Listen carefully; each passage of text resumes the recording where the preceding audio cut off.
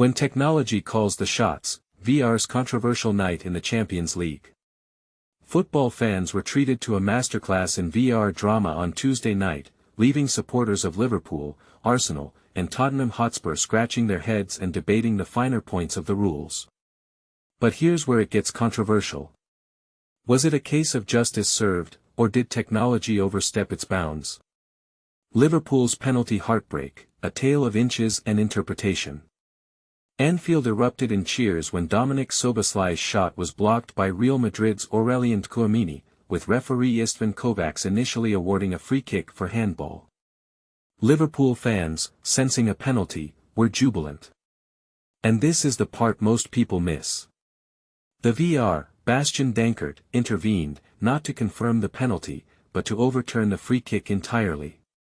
Here's the breakdown: the handball occurred inside the box, making it a penalty, a decision reviewable by VAR.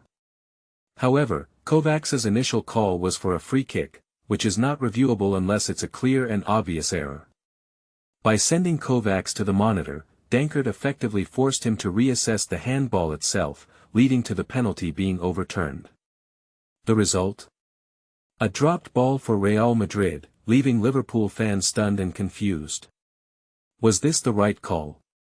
While technically correct, it highlights the fine line between factual and subjective decisions in VAR reviews. Had the handball been outside the box, the free kick would have stood, regardless of accuracy. Food for thought: should VAR have the power to completely flip a referee's decision, even if it means losing a potential game-changer? Arsenal's fortuitous penalty, when deflection meets interpretation. Arsenal, meanwhile, found themselves on the receiving end of a VAR-awarded penalty against Slavia Prague.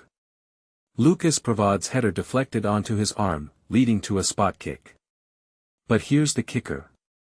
In the Premier League, this likely wouldn't have been penalized. UEFA, however, takes a stricter view, especially when the arm is above shoulder height, even if contact is negligible. The question remains: is UEFA's interpretation too harsh, or does it ensure consistency in high-stakes matches? Tottenham's Brennan Johnson, red card or rough justice?